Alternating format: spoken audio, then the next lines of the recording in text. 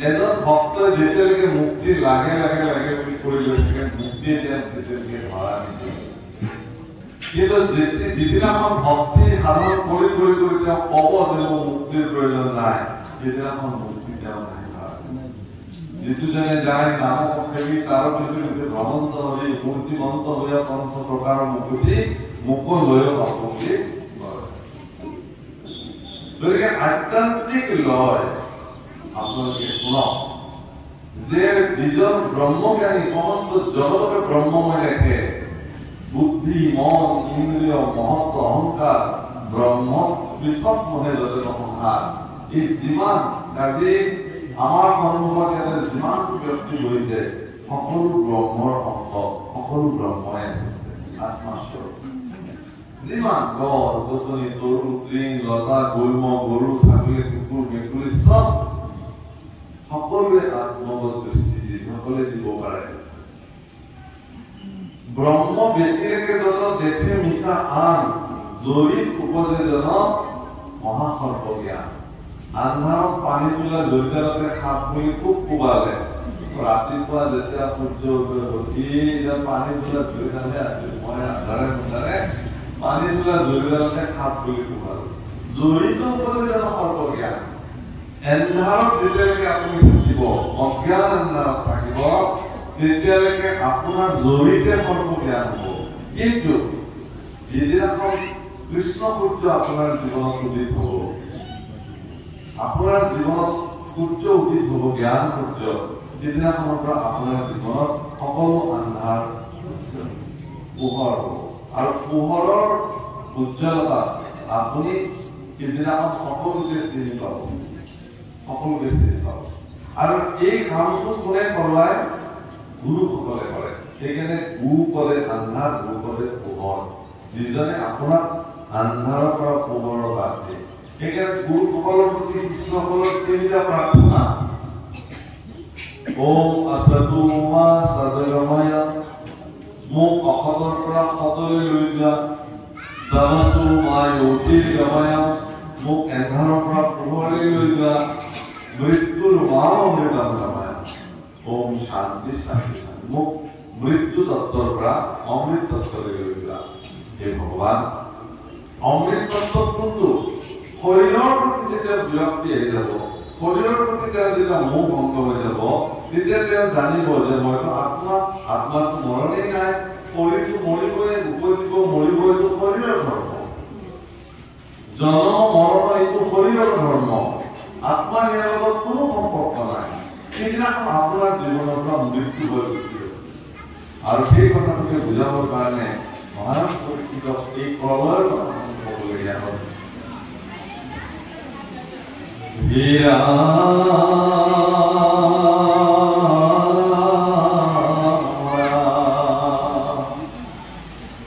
জাগন সপোন বুদ্ধি ৰেখি বৃদ্ধি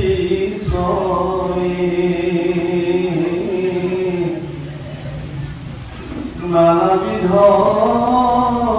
দেখা যিটো কিটো আর সমস্ত অবস্তু যেন তাতে করণী অনেকে উপজে অনেক পথে না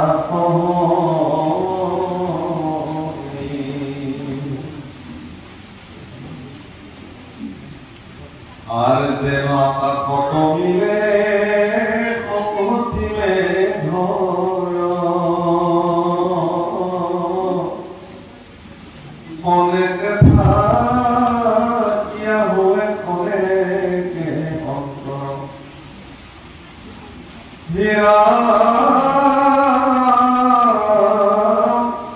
ব্রহ্ম তু জগত রাজা জানাকে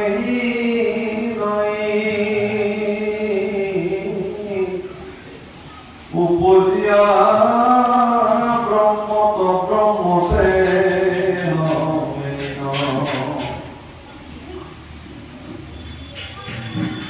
বৰষুণ কৰিছে যে মেঘবিলাক বৰষুণ কৰিছে আৰু এই পানীবিলাক সূৰ্যৰ তাপত পুনৰ বাস্তুৰ ওপৰলৈ যাব কি আকৌ মেঘ হ'ব ভাল লগা কথাটো কি জানে ভাবিলে যি সূৰ্যৰ প্ৰচণ্ড তাপত পানী তাপিত কৰি বাষ্পীভূতৰ ওপৰলৈ নি মেঘৰ সৃষ্টি কৰা হ'ল সেই মেঘ সংৰক্ষিত হৈ কেতিয়াবা কেতিয়াবা কি কৰে সূৰ্যকে ঢাকি পেলায়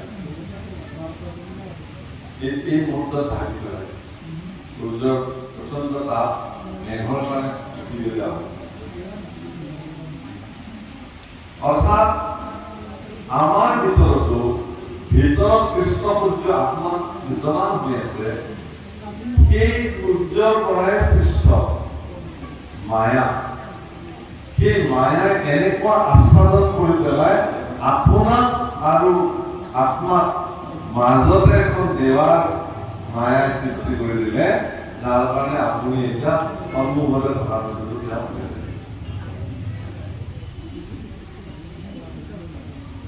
কিন্তু অনুকূল বায়ুৱে যেতিয়া আহি প্ৰতিকূল বায়ু নহয় অনুকূল বায়ুৱে আহি যেতিয়া এই মেঘক খণ্ডিত কৰি দিব কৰবালে উৰুৱাই নাশ কৰি দিব তেতিয়া আকাশখনত পুনৰ সূৰ্য প্ৰকাশ আপোনাৰ জীৱনতো গোটেই কাগজখিনি মানে ক'লা মেঘে যেতিয়া আপোনাৰ অন্তৰ আৱৰি ৰাখিব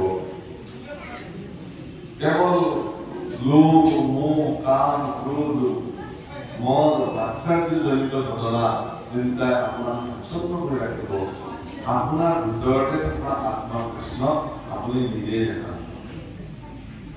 আপুনি তেতিয়া শৰীৰটোকে মই বুলি ভাবিব যে এই শৰীৰটোতে মই যি কৰি আছো মই কৰি আছো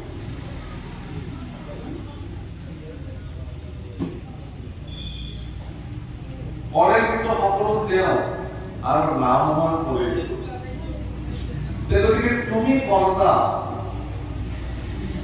এ হৰিয়ে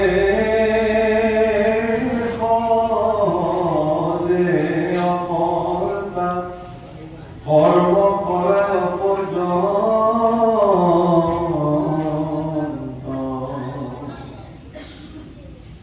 সহজে অকৰ্তা কৰ্ম কৰা পৰ্যন্ত তুমি সমস্ত কৰ্মৰে তুমি দেখাতটো অকৰ্তা হৈ থাকা কিন্তু তোমাৰ দ্বাৰা সমস্ত কৰ্ম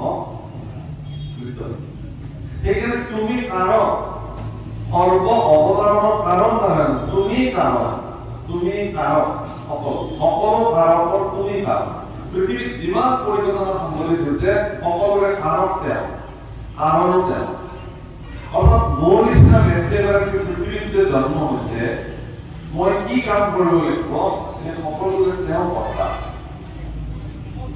গতিকে ভগৱানক খান্দিব লাগে হে প্ৰভু যিহেতু তুমি মোক সৃষ্টি কৰিছা মোৰ এই শৰীৰটোৰ দ্বাৰা ইয়াৰ ভিতৰত থকা যি বুদ্ধি ইয়াত কৈছে নহয় জাগৰ সপন বুদ্ধিৰ একো বৃদ্ধি হয় এইবিলাক বুদ্ধিৰ বৃদ্ধি বুদ্ধিয়ে আপোনাক জাগ্ৰত কৰি ৰাখিব পাৰে আৰু বুদ্ধিয়ে আপোনাক সোমাই ৰাখিব পাৰে টোপনি মাৰাই ৰাখিব যেতিয়া ভাল সিদ্ধান্ত ল'ব লগা হয় ব্যক্তি এগৰাকীয়ে খুব জটিল সংগীতখনত মানুহে যেতিয়া সিদ্ধান্ত ল'বলগীয়া হয় আৰু সেই সময়ত যদি তেওঁৰ বুদ্ধি বৃদ্ধি যদি মুক্ত হৈ থাকে তেতিয়াহ'লে তেওঁ সঠিক সিদ্ধান্ত ল'ব নোৱাৰে তেওঁ এনেকুৱা সিদ্ধান্ত লৈ পেলাব যিটো সিদ্ধান্ত তেওঁ পৰৱৰ্তী সময়ত বিপদত পেলাব সেইকাৰণে মানুহে কি কৰে যিবিলাক ব্যক্তিয়ে সৰ্বসময়তে বুদ্ধিক জাগ্ৰত কৰি ৰাখে তেনেকুৱা সজ্জনৰ ওচৰলৈকে পৰামৰ্শ বিচাৰি যায় জীৱনৰ জটিল সংগীতখনত সন্ধান হে গুৰুদেৱ তুমিতো জাগ্ৰত চিত্ত গতিকে মোৰ এনেকুৱা জটিল সংগীতখনত তুমি মোক উপায় দিয়া মহাৰাজ পৰীক্ষিতৰ যদি জীৱনৰ জটিল সংগীতখন 7 দিনৰ ভিতৰত তোমাক সফলভাৱে দৰ্শন কৰিব মহাৰাজ পৰীক্ষিতৰ মনত প্ৰশ্ন হ'ল যে মই যেহেতু নিকৃষ্টতম কৰ্ম জীৱনত সাধন কৰিলো মহাৰাজ হিচাপে এগৰাকী প্ৰজাবৎসল ৰজা হিচাপে ব্ৰহ্মময় ঋষি এগৰাকীৰ ডিঙিত মৰা সাপ দিলো পানী অকমানৰ সংবিধান দিয়াৰ কাৰণে আৰু তেওঁৰ পুত্ৰ শৃংগীয়ে মোক 7 দিনৰ ভিতৰত কাল নথকাৰ দ্বাৰা দৰ্শন মৃত্যু বুলি কৈছে গতিকে মই মনুষ্য জন্মকে সাৰ্থক কৰিম এই বুলি তেওঁ চিন্তা কৰিলে কি যে জীৱনৰ সৰ্বশ্ৰেষ্ঠ কৰ্মটো কি ভাগৱতত লিখিছে অ সৰ্বোত্তম যিটো কৰ্ম কৃষ্ণ তনৰ বিনা যেনে সিও হয় সকলে বিফল সৰ্বোত্তম যিটো কৰ্ম সেইটো যদি কৃষ্ণক আপুনি অৰ্পণ নকৰে সিও বিফল হৈ যাব। মহাৰাজ পৰীক্ষিতৰ চিন্তা হ'ল মোৰ জীৱনৰ সৰ্বোত্তম কৰ্ম কি হ'ব তেতিয়াহ'লে? এতিয়া আপোনাৰ জীৱনৰ আপুনি সৰ্বোত্তম সৰ্বশ্ৰেষ্ঠ কৰ্ম কি বুলি আপুনি ভাবে? আমি জাগতিক জগতত যিবিলাক কাম কৰিলো যাৰ দ্বাৰা আমিবিলাকে বাহ বাহ পাইছো, সমাজে আমাক স্বীকৃতি দিছে, যথেষ্ট দিছে, সন্মান দিছে, কৃতিত্ব দিছে, এইবিলাক কি? এইবিলাকৰ দ্বাৰা আমাৰ জীৱনৰ সৰ্বশ্ৰেষ্ঠ কৰ্ম হৈছে বুলি আপুনি ভাবে? আন হোৱা মানুহবোৰ সিদ্ধান্ত দিছে একেখানি মাত্ৰ শাস্ত্ৰ নিষ্ঠ দয়কী নন্দনে কৈলা যাক দেৱ একমাত্ৰ দয়কী দেৱীৰ দয়কী পুত্ৰৰ পদসেৱা কৰ্মই কয়ে ইমানে মাত্ৰ মন্ত্ৰ কালয় নাম মাত্ৰয় মন্ত্ৰ একতা নাম মাত্ৰ কৰ্ম কি? দৈৱকী পুত্ৰৰ পদসেৱা কৰ্ম একয়ে ইমানে ভগৱান কৃষ্ণৰ চৰণ সেৱা জীৱনৰ সৰ্বশ্ৰেষ্ঠ কৰ্ম। মহাৰাজ পৰীক্ষিতৰ জীৱনৰ সেই জটিল সন্ধিখনত তেওঁ সহস্ৰ সহস্ৰ ঋষি সুধিছিল যে আপোনালোকে মোক কওক যে মই এতিয়া কি কৰ্ম কৰিব লাগিব। কিন্তু সহস্ৰ সহস্ৰ ঋষিয়ে পৰীক্ষিতৰ সঠিক পথৰ সন্ধান দিব নোৱাৰিলে। কিন্তু নিৰ্গুণবাদী মহাপুৰুষ মহামুনি শুকদেৱে তেওঁক এই ৰাস্তা দেখুৱাইছে আৰু আনি আনি আনি আনি একদম দ্বাদশ স্কন্ধত তেওঁ কি বুলি কৈছে যে শুনা এই ৰাজন সমস্ত যিজন ব্যক্তিয়ে সমস্ত ব্ৰহ্মাণ্ড ব্ৰহ্মময় দেখিব পাৰে তেওঁ ব্ৰহ্ম জ্ঞান প্ৰাপ্তি হ'ব পাৰে আৰু তেওঁ জীৱনত কি কৰিব সেই জটিল সিদ্ধান্ত ফলশ্ৰুতি তেওঁ নিজে সিদ্ধান্ত ল'ব পাৰিব। ইয়াত কৈছে যে এইবিলাক যিমান দেখিছো আমি চব প্ৰাপ্ত নাটক মায়া, আজি আছে কাইলে নাই। হীৰা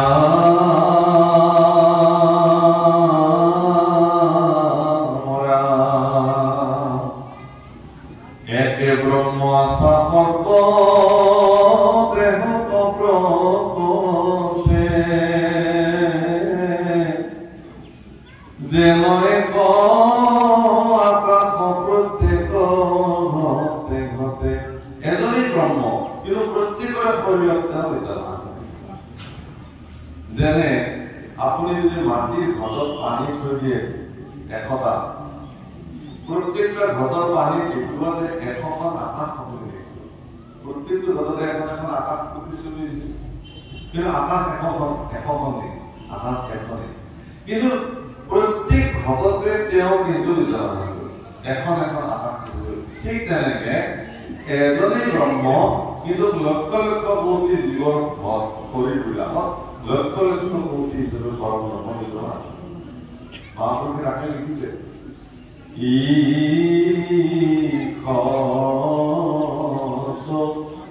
ৰূপে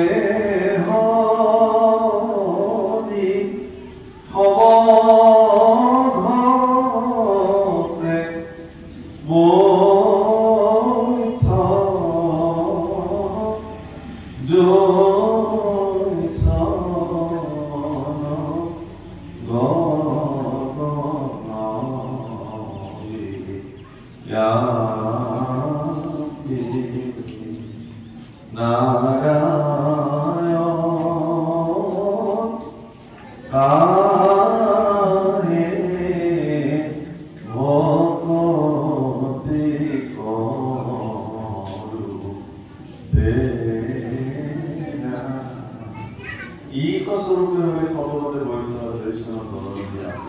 আকাশখন যেনেকৈ পৰিৱৰ্তিত হৈ আছে প্ৰত্যেকটো ঘটতে তেওঁ বিদ্যমান হৈ আছে। ব্ৰহ্মজ্ঞানীসকলৰ কাৰণে এই কথাটো জৰুৰী। তেওঁ জানিব লাগিব যে মোৰ ভিতৰত যি আত্মা বিদ্যমান হৈ আছে প্ৰত্যেকৰে ভিতৰত একেই শক্তি সম্পন্ন আত্মা বিদ্যমান আছে। যদি পৰীক্ষিতেৰ এই ব্ৰহ্মজ্ঞান আগতে থাকিলেহেঁতেন, পূৰ্বতে থাকিলেহেঁতেন, তেতিয়াহ'লে ব্ৰহ্ম বিলীন হৈ থকা এগৰাকী ঋষিৰ ডিঙিত অৱমান কুচতে ধাৰি অল্পমালা মেৰাই থাকিলে। হীৰা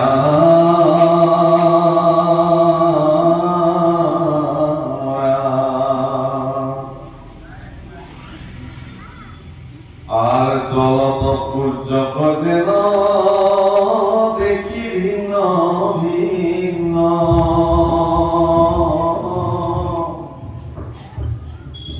আৰ কঙ্কন কুণ্ডল ভত মণি হে মহাৰ, হীৰা দেখে সুবৰ্ণ দেখি অনেক আকাৰ,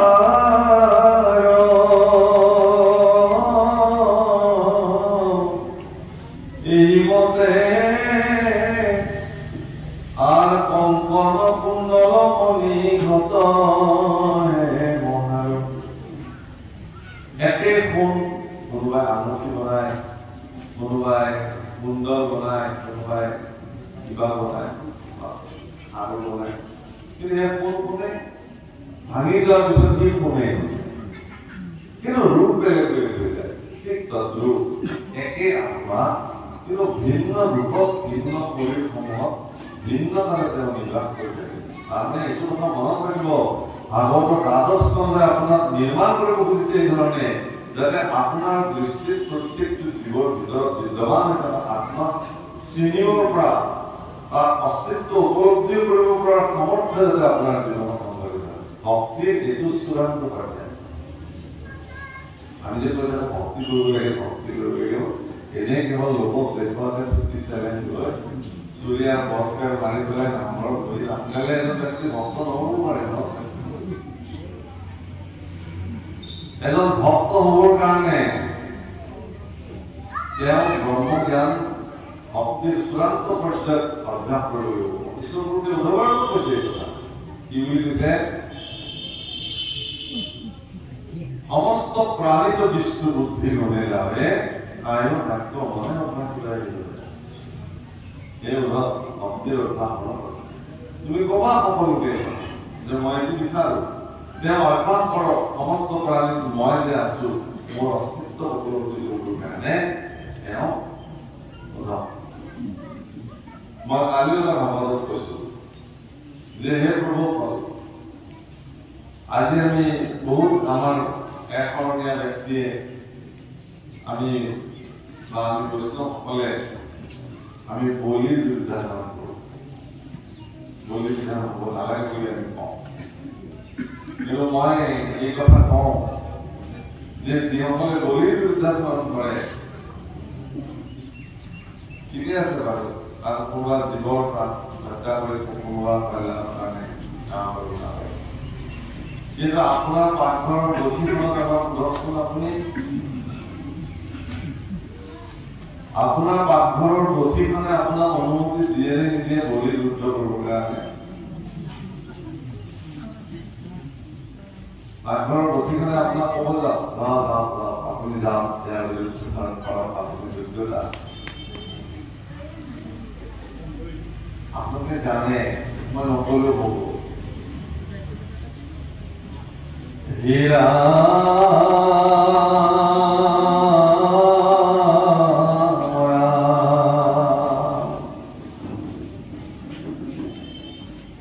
এই মতে ব্ৰহ্ম জানা সত্য সিদ্ধ অজ্ঞানত বাক্য বোলে তান্ত বহুবিধ,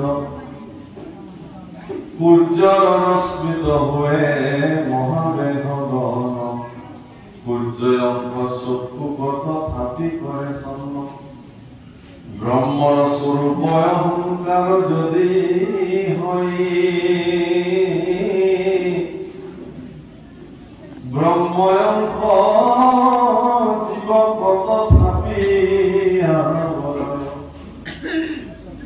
গোস্বামী তুলসীত আছে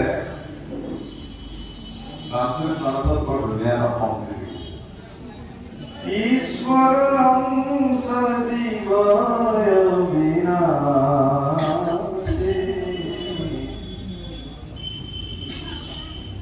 अमल चेतन सत्य विनाशे ईश्वर परम ब्रह्मरे जीवफल ईश्वरर अविना परीक्षित সেই পর্যায়ে নির্ভর করে যত্ন করছে পরীক্ষিত যত্ন করছে নে আপনার মতো যত্ন করছে আর পরীক্ষিত তো নিজের গতি সাধন করে কেটে দিছিল এটা আমার কাছে পরীক্ষিত ফল হয়ে লেখা হয়েছে আমি এটা করব আমি এটা উদ্ধার পাবো না এখন ভাগবত পরীক্ষিত যে 7 দিন এবার করে আমি যে কিমান বার করে হিসাব তখন পরীক্ষিত গতি আমার জীবন প্রাপ্ত হয় মোক আজি বহুত বছৰ আগৰ কথা মই এতিয়া কলেজত পঢ়ো খুব ভাগৰ কাম কৰি গ'লো তেতিয়া এখন বাইক লৈ গ'লে তামোলপুৰ কমলা মানে তেতিয়া কলেজীয়া ল'ৰাৰ সুবিধা নাই বৰষুণত তিতি তিতি এবাৰ তামোলপুৰ হেৰিলৈকে বস্তুবাৰী বুলি জেগাত মই কম্পিউটাৰ দিবলৈ আহিছিলোঁ প্ৰচণ্ড বৰষুণত ভিজি ভিজি গুৱাহাটীৰ পৰা বাইক চলাই একো নাই আহিছো আকৌ কম্পিউটাৰ কৰিছো কৰি তাতে এৰাতি আছো এঘৰ ভকতৰ ওচৰত খুব আনন্দৰে আছো ভক্তসকল আৰু পিছদিনা আকৌ তাৰ পৰা সকলোৱে গুচি গৈছো তেনেকুৱা অৱস্থাৰে কথা মোক এজন মানুহে মোৰ আজিও মনত আছে এই কথাটো কিবা এটা প্ৰসংগত মোক তেখেতে কৈছে যে আপুনি যিবিলাক কথা কৈ আছে এই কথাবিলাক ভাগৱতত আছে নে নহয় মোৰ কিয় বা সুধিলে এইকাৰণে সুধিছো তেওঁ প্ৰথম প্ৰশ্নটো আছিল এইটো যে আপুনি যিভাগ ভাগৱত পঢ়ি আছে এই ভাগৱত ভাগ আপুনি লগত লৈ আহিছে মই বোলো নাই নাবা আপোনালোকৰ নামঘৰলৈ আমাৰ গোহাঁই ঘৰলৈ নহয় আপোনালোকৰ গোহাঁই ঘৰলৈ কিয় সুধিলে বোলে মই 6 বাৰ 7 বাৰ বাগানলৈ দিয়ক ভাগৱত মই এই কথাটো কোৱা নাই তেওঁ ভাগৱত মই আৰু কি কম তেওঁ দৃষ্টিগত কৰোঁ মই নাজানি দিয়ক আপুনি যিহেতু পঢ়িছে পঢ়িব বেছিকে গতিকে চিৰিয়াছ তাকে কৈছোঁ কিবা যদি ভুল ত্ৰুটি হৈছে আপুনি মাৰ্জনা কৰি আপোনাৰ বুদ্ধি দৃষ্টিভংগীৰে আপুনি গ্ৰহণ কৰক যদি মোৰ কথাখিনি আপোনাৰ গ্ৰহণ কৰিবলৈ অসুবিধা আছে আপুনি ইয়াতে এৰি দিয়ক একো ল'ব নালাগে কথাটো হৈছে কি এজন ল'ৰাই বোলে হোষ্টেলৰ পৰা দেউতাকলৈ এখন চিঠি লিখিলে চিঠিখন কি বুলি লিখিছে পূজনীয় দেউতা সেৱা গ্ৰহণ কৰিব যিটো চলি জীৱনত একচুৱেলি বৰ্তমান কাম কৰিব নাই সেই চলি এই চিঠি লিখিছে দেউতাক একদম আনন্দিত মোৰ ল'ৰাই এটা চিঠি দিছে পূজনীয় দেউতা সেৱা গ্ৰহণ কৰিব আকৌ মোৰ সেৱা দিব মই এটা গুৰুত্বপূৰ্ণ কথা কাৰণে চিঠিখন লিখিলো মই যোৱা মাহতো হোষ্টেলৰ ফিজ দিবলৈ থাকিল এইবাৰৰ পইচা কেইটা আহি পোৱা নাই গতিকে মই হোষ্টেলৰ পৰা যদি ফিজ দিব নোৱাৰো তেতিয়াহ'লে মই হোষ্টেল এৰিবলৈ মোৰ পৰা এটা আন্দোলন কিন্তু পূজনীয় দেউতাক তুমি মোক সেৱা গ্ৰহণ কৰিব এই যে লিখিছে এইটো কথা তেওঁ চিঠিখন কিমান বাৰ পঢ়িছে যাকে পঢ়াই শুনাইছে বহুবাৰ মানে বাধা আছে পকেটতে ৰাখে উলিয়াই পঢ়ে এদিন ল'ৰা বেলিকত গ'লে ঘৰ পালে বোলে মই এখন চিঠি পঠাইছিলো দেউতা পোৱা নাই নেকি পাইছিলো পকেটতে চিঠিখন পোৱাৰ পিছতো কিয় মোক পইচা দিয়া নাই তাতেতো মই লিখিছিলো পইচা নাপালে মই হোষ্টেল এৰি আহিব লাগিব মনতেই নাই তাৰমানে চিঠিখন বাধাৰাইছে তেওঁ বহুবাৰ তেওঁ পঢ়িছে বহুবাৰ কিন্তু তাত কি কৰিবলৈ কৈছে সেইটো তেওঁৰ জীৱনত অজস্ৰ বাৰ ভাগৱত শুনিলো জীৱনত ইমান ভাগৱতীৰ পৰা ভাগৱত শুনিলো ইমান ব্যক্তিৰ শ্ৰীমুখে ভাগৱত শ্ৰৱণ কৰিলো ইমান নিজেও পঢ়িলো কিন্তু ভাগৱতে দৰাচলতে কি কৈ আছে সেই কথাখিনিকে জীৱনত প্ৰয়োগ কৰিব নোৱাৰে। ডাক্তৰেতো ঠিকেই লেখে, ফাৰ্মাচীও ঠিকেই ক'লে, বুজাটো অসুবিধা উপদেশ দিয়ে। এইখনততো উপদেশ পত্ৰ বুলি কয় প্ৰেছক্ৰিপশ্যনখন, উপদেশ পত্ৰ আপোনাৰ স্বাস্থ্য সম্পৰ্কীয় উপদেশ, যিখিনি উপদেশ তেওঁ প্ৰেছক্ৰাইব কৰিছে সেইখিনি আপুনি সঠিকভাৱে জীৱনত প্ৰয়োগ কৰিব লাগিব।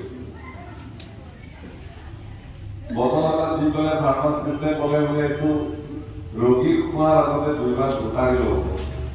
এতিয়া মানুহ আনিলে ৰাস্তাৰ পৰা 4টা আনি বেমাৰীটো ঠিকছে জোকাৰে তাৰপিছত 2টামান বটল খুৱাই দিয়ে। এতিয়া তেওঁ বুজিয়ে নাপালে যে বটলটোহে আচলতে জোকাৰি দিব দিছে।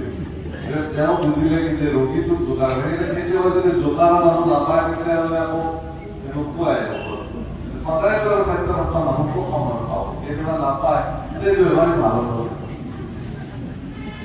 লিখিলে ঠিকে, ক'লেও ঠিকে, বুজাতহে অৱস্থাটো আমাৰ এতিয়া সেইটোৱে। আৰু যে নাম মহাৰাজ পৰীক্ষিতে কিন্তু বুজাত ভুল কৰা নাছিল, মহাৰাজ পৰীক্ষিতে কিন্তু শুনাত ভুল কৰা নাছিল। মহাৰাজ পৰীক্ষিতে সেই শুনি বুজা কথাখিনি জীৱনত প্ৰয়োগ কৰিবৰ কাৰণে কিঞ্চিত মানুহ কাৰ্পণ্য কৰা নাছিল। সেইকাৰণে মহাৰাজ পৰীক্ষিত জগতত সৰ্বশ্ৰেষ্ঠ ভাগৱতৰ শ্ৰোতা হিচাপে ধৰিছিল। তেওঁৰ জীৱন হেৰা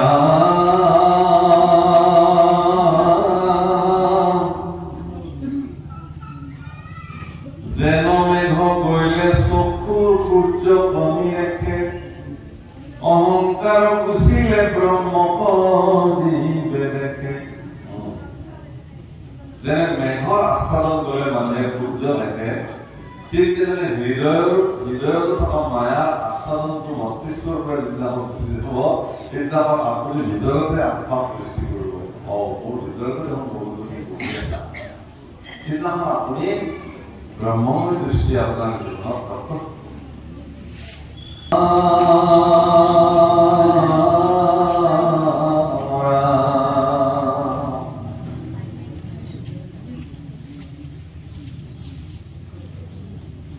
মাজতে মানে ভোগ দিয়াৰ কথাটো তেখেতে অনুমতি ল'বলৈ আহিছিলে। গতিকে মই কৈছো যদি ভোগ খাবৰ সময় হৈছে আমিও সামৰি দিছে, কাৰণ উঠাই উঠাই নি ভোগ খোৱালে মই মোৰ জীৱনৰ ভাগৱতৰ পাঠৰ অভিজ্ঞতাৰ পৰা কৈছো, সেইটো মানে বৰ উচিত কাৰ্য নহয়। যদি বোলে আপোনালোকৰ সময় হৈছে বুলি কৈছে, খাবলৈ সময় হৈছে, মই সামৰি দিওঁ ভাগৱত 2টা বজাত সামৰি দিওঁ বুলি কৈছো, নহয়নে? ভোগৰ যিটো সময় হৈছে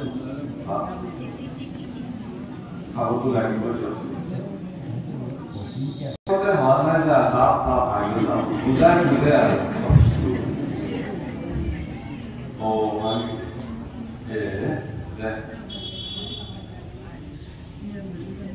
অমুকৰ ভাগৱত পাঠ কেনেকুৱা হল? বৰ ধুনীয়া ভাগৱত পাঠ হৈছে দিয়ক। কিয় কেনেকুৱা? বোলে 2খন দালি আৰু তৰকাৰী আৰু পাপৰ, আচাৰ, পায়স, জলপানী, দৈ চিৰা, খুব ধুনীয়া ভাগৱত পাঠ। কেনেকুৱা ভাগৱত পাঠ? আমাৰ একেবাৰে যিয়ে ভাগৱত পাঠ কৰে পূজা দালি ভাত ভাগৱতৰ বোলে কোনটো অধ্যায় কৰিছিল বোলে সেইটোহে ভালকে বৰ্ণনা ৰ'ব বৰ ধুনীয়া সুন্দৰ পঢ়িছে তেওঁ মানুহজনে মাতব নিজে ভাল কথাই কৈছে। কোনটো অধ্যায়ত কি কৰিলে সিমান আমাৰ ধৰণৰ কিন্তু ভাগৱত ভাল আছে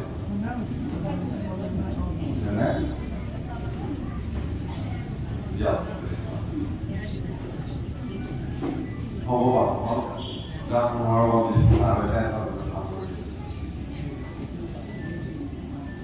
হেৰা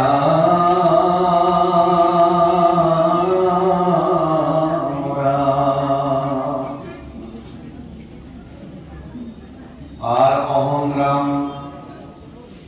মেঘে যেন মেঘে গইলে চকু সূৰ্য ভনিৰেকে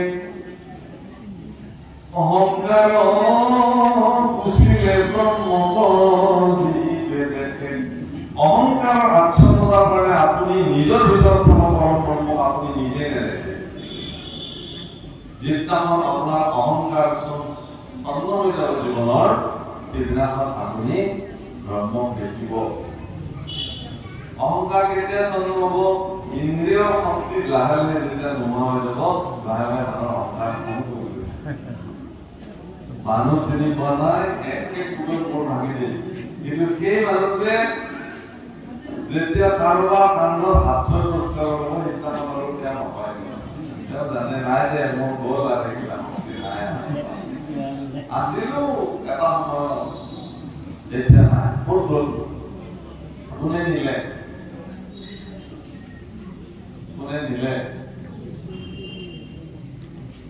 বোলে একোখানা ভাত আমি যে খাইছিলো ভাতৰ কাঁহী ভাতৰ দৰে চলি আজিকালি চাৰিটাৰে খাব নোৱাৰিলে আমি সেই ভাতৰ মাজত খাইছিলো সেই মানে শক্তি অৰ্জন কৰিছিল সেই মানে কামো কৰিছিল ইন্দ্ৰিয় বিলাকে মানুহক ইন্দ্ৰিয় কাৰ্যৰ দ্বাৰা তেওঁ অহংকাৰ কৰি ৰাখে কিন্তু যিবিলাক ব্যক্তি ইন্দ্ৰিয়ক নিয়ন্ত্ৰিত কৰি একত সন্নিবিষ্ট কৰি ৰাখিছে ইন্দ্ৰিয়ৰ মহাপৰাক্ৰম আৰু বল থকাৰ পিছতো ইন্দ্ৰিয়ৰ দ্বাৰা শক্তিৰে শক্তিমন্ত হৈ তেওঁ অহংকাৰী হৈ নাথাকে নাই এইবিলাকৰ কোনো কাম নাই আজি আছে কালি নাই তেওঁ ব্ৰহ্মক সাক্ষাৎ কৰিব আৰু মায়াৰে আপুনি বুদ্ধিৰ দুচ হৈ ভ্ৰম নিৰ্মল হৃদয় জীৱে দেখ পৰ ব্ৰহ্ম মায়া সিদ্ধান্ত এৰিব আপোনাৰ মায়া এৰাৰ লগে লগে আপোনাৰ হৃদয় নিৰ্মল হৈ যাব মায়া আচৰণতে কলো কি হৈ থাকিব আপোনাৰ ভিতৰখন সিদ্ধান্ত পৰিষ্কাৰ হৈ যাব নিৰ্মল হৈ যাব অন্তৰ বহি সুচিৰ ভাৱে কেনেকে অপবিত্র পবিত্র বা সর্ব অবস্থান গতি যে স্মরে প্রদারে আশ্রম আশ্রম অন্তর বহি মহাপুর মাতাতে লিখেছে খুব ধুনীয়া কি যে অপবিত্র যিটো আতি পবিত্র হইবা যদি সমস্ত অবস্থা আছে পায়া কমল লোচনা যিটো কোমলে তাৰেহে কুৰ্তি বাহিৰে ভিতৰে হয় বাহিৰ চাবৰ বাবে অনেক চাবোন আছে আমাৰ আগৰে কসমেটিক কলা মানুহটো আমাৰ নিচিনা কলা মানুহ কেনেকে বগা হ'ব পাৰে কিবা বহুত আছে আমি নাজানো কাৰণে মানে কলা মানুহ হৈ আছো আপোনালোকৰ জানা হলে আপোনালোকক দেখুৱাই দিলো বগা হৈ গৈ থাকিব নাজানো উপায় নাই বাহ্যিক কথা আপুনি চিন্তাই কৰিব নালাগে দাঁত সৰাই বদলাই ল'ব পাৰে দাঁত কেঁচা মানুহে ধুনীয়া নাচ কৰি ল'ব পাৰে বাহ্যিকভাৱে চব কৰিব পাৰে আজিকালি ভিতৰটো কোনে কৰে সুন্দৰ আপোনাৰ ভিতৰৰ মানুহটো সুন্দৰ হ'ব লাগে এইটোহে গুৰুত্ব দিব লাগে যিজনে কমল লোচনা কৰিছে ভগৱান তেওঁ সেইটো তাৰ কাৰণে কি বুলি কৈছে কেনেকে নিৰ্ভৰ কৰিব এতিয়া কমল লোচনা কোমৰে কেনেকে আপুনি তাৰ উপায় নাম কি কৈছে ও বৰ্ণ পথে ভগতৰ জ্ঞাত প্ৰবেশ কি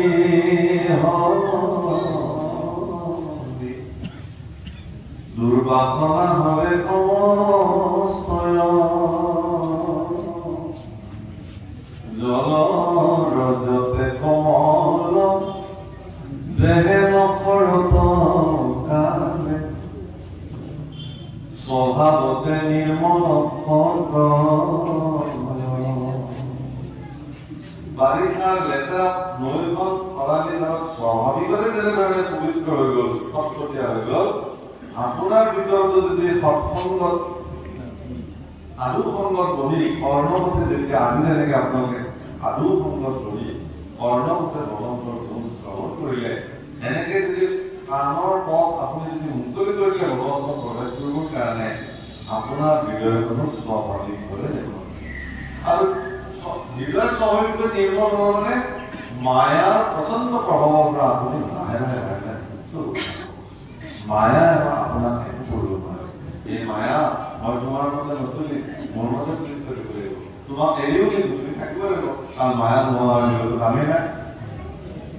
সেই অৱস্থালৈকে মায়া থাকিব, যেতিয়ালৈকে প্ৰাণময় গুচি নাযায় মায়া থাকিবই লাগিব লগত, কাৰণ মায়া ৰৈ আছে এটা প্ৰৱেশ কৰিব, হয়তো এখন মায়া প্ৰৱেশ কৰিব, মায়া গৈ ভগৱন্তক সেইকাৰণে আপুনি সৎসংগত সাধুসংগত কিয় যে ভগৱন্ত পুৰুষত থাকে সাধুসংগতে নাৰদৰ কৃষ্ণ দৰ্শন বুলি কীৰ্তন অধ্যায় তাতে আপুনি গায় বা বাবুলে আমাৰ কীৰ্তনত গায় গোবিন্দ গোপাল গৰুৰ কেতু ভকতৰ ভয়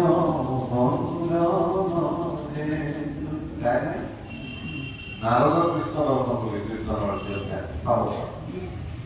তাতে এটা পদ আছে, কি পদ আছে?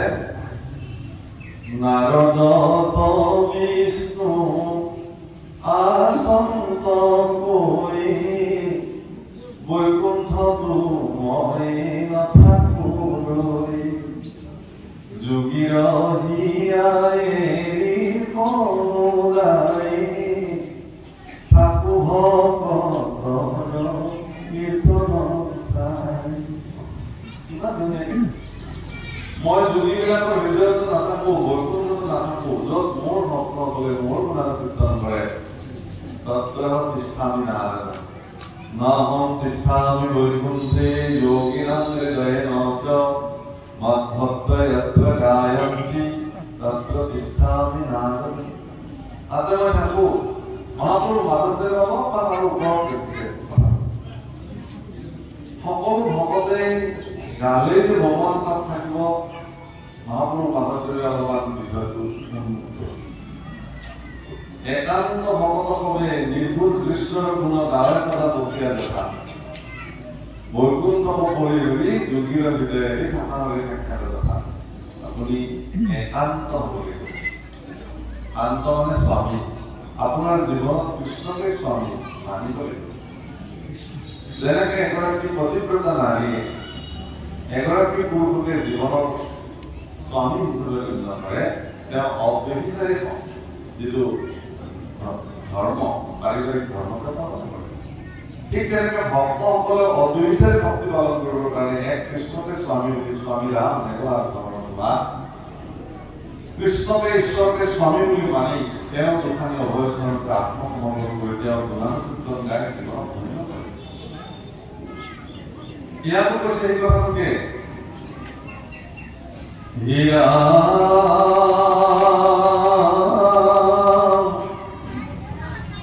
আর হৃদয়তে আমার শিকাওত জ্ঞান অস্ত্রে ছেদে অহংকার সিন্ধে কর্মবন্ধ জীবে পেলে আপনার আর হৃদয়তে পরম আনন্দ হয়ে যাত পরিপূর্ণ আত্মাহন্ত জ্ঞাত সাক্ষাৎ পরম আনন্দ ইয়াতে উৎপন্ন হব আপনার। আপুনি যিবিলাক আনন্দ বুলি ভাবি আছে এইবিলাক আনন্দ নহয় কৰিব পাৰে, এইবিলাক সুখ বুলি কয়। সুখ আৰু আনন্দৰ মাজত পাৰ্থক্য আছে। সুখ বেলেগ বস্তু, আনন্দ বেলেগ। সুখ মানে কি? সুখৰ স্থায়িত্ব নাই কৰিব। সেইকাৰণে এটা কবিতা আছে, আমি কোৱা নাই, আমাৰ দেউতাহঁতে কৈছিল আমাৰ মাটি মাটি ওলাইছে বোলে সুখ সুখ বুলি মানুহ বলিয়া সুখৰ নেদেখে মুখ সুখ সুখ বুলি পায় দুবাৰ চবে নাছিলে। আমাৰ মানুহে চবে জানে, আমাৰ দেউতাহঁতৰ মাহঁতৰ চবে জানে সুখ সুখ বুলি পায় দুখৰ উপৰি দৌৰি। আমাৰ ব্যক্তি এজনে সুখৰ পিছত যেতিয়া দৌৰি থাকে তেওঁ সুখ প্ৰাপ্তি তেওঁৰ জীৱনত নহয়। সুখ এনেকুৱা এটা বস্তু যে ই তাতকে ভাল আৰু কিবা এটা পোৱাৰ লগে লগে আগৰ সুখটো নাইকিয়া হৈ যায়। আৰু কেতিয়াবা সুখে এনেকুৱা প্ৰতিক্ৰিয়া কৰে, সুখৰ প্ৰতিক্ৰিয়া তেওঁ বেছি দুখ হৈ থাকে। মই উদাহৰণটো প্ৰায়ে দিওঁ, খুব ৰসিকভাৱে দিওঁ, যে বিলাহীৰ তৎক্ষণ ইমান ধুনীয়া হৈছে খালি, অলপ বেছিকে খোৱা হ'ল, ইমান ভাল লাগে, বিৰাট আনন্দ পালো। সেইবোৰে তেওঁ আনন্দ পাইছে। পিছে কি হ'ল? এইটোৱে নাম ৰাতি এতিয়া শুব নোৱাৰো, কিয়? গেছ উঠিছে খাই। এই যে বিলাহী তত্ত্ব খাই থকা সময়খিনিত যিটো সুখ তেওঁৰ জীৱনত প্ৰাপ্তি হৈছিল, ৰাতি এতিয়া টেবলেট বিচাৰে আকৌ শুব দিয়া নাই ব্যস্ততা, তেওঁৰ লগতে গোটেইবিলাকৰে সুখ নিদ্ৰা প্ৰতিক্ৰিয়া, সুখৰ প্ৰতিক্ৰিয়া।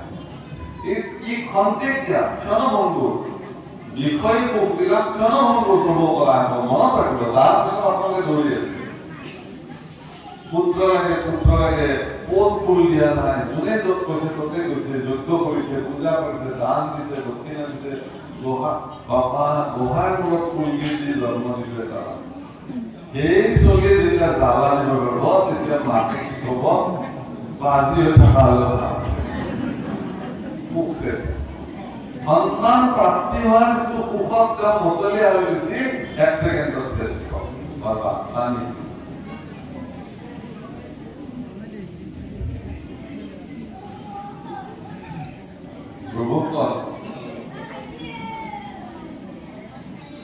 আনন্দ এনেকুৱা বস্তু যাৰ স্খলন নহয় কেতিয়াও।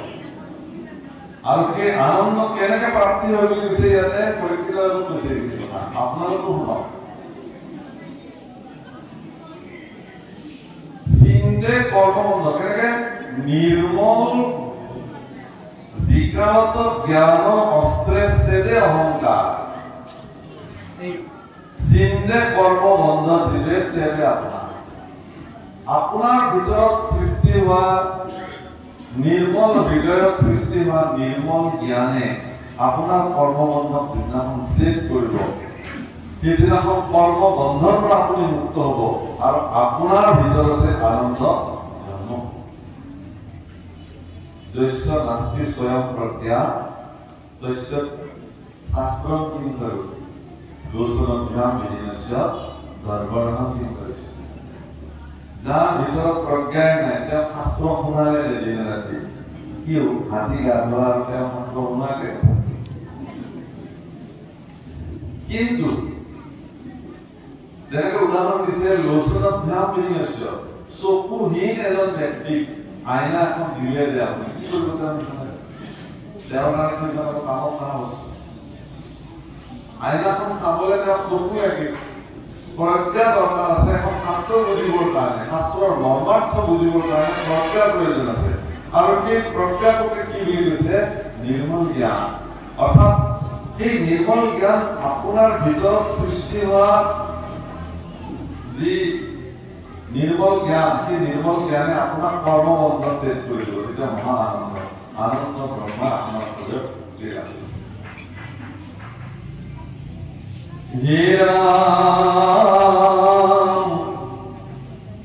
দেহ কোনে দেখে জীবে হুয়া ব্ৰহ্মময়, ইহাকে বুলিয়া ৰাজা আধ্যাত্মিক লয়।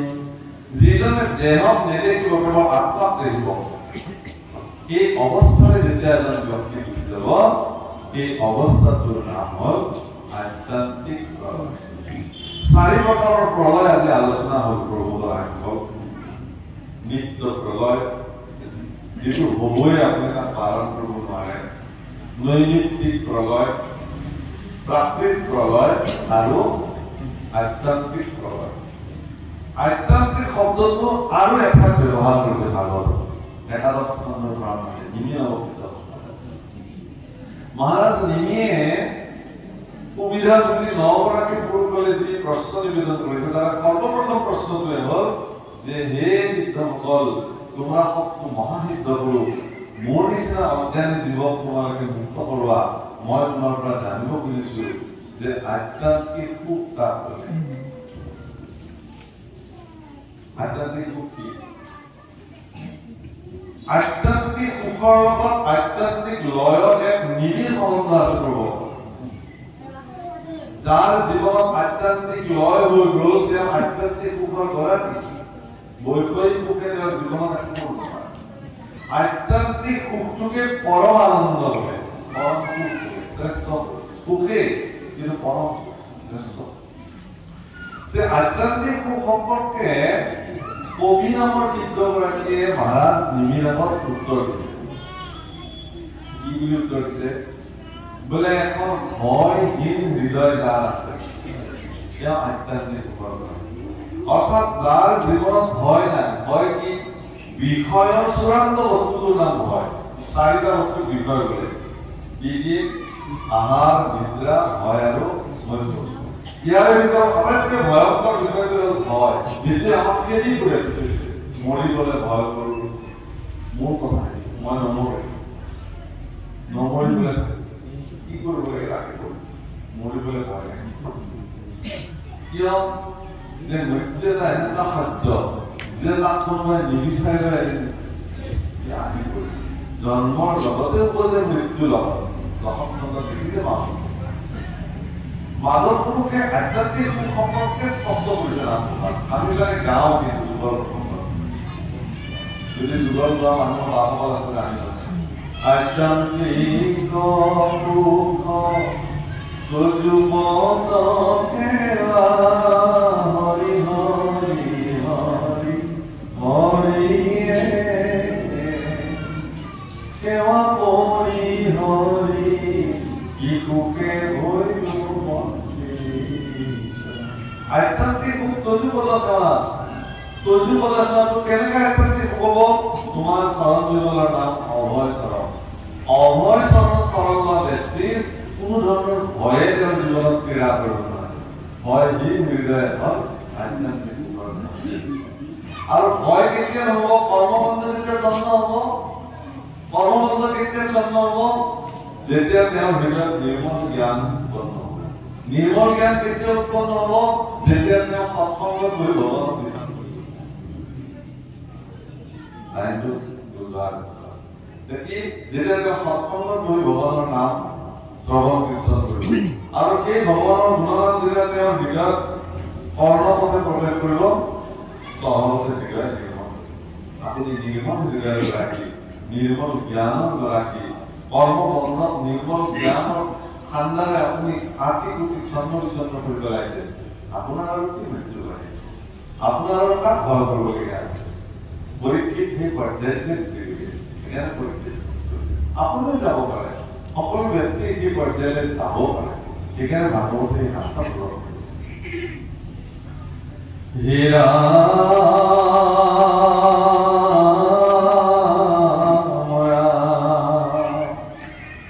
পঢ়িলো ৰাজাত চাৰি প্ৰকাৰ প্ৰলয়ে ভগতি ভৈলেন কৈতো নেৰাই মৃত্যু ভয়। ভক্তি নহলে আপুনি মৃত্যু ভয় কৰিব আহিব নোৱাৰে। আৰু যদি মৃত্যু ভয় থাকে তেতিয়াহ'লে আপোনাৰ নিৰ্মল জ্ঞান নহ'ব, আধ্যাত্মিক সুখ আপোনাৰ জীৱনত প্ৰাপ্তি নহ'ব, পৰম আনন্দ আপোনাৰ জীৱনত নাপাব। আৰ দেও কৰিছে কিবা কহিব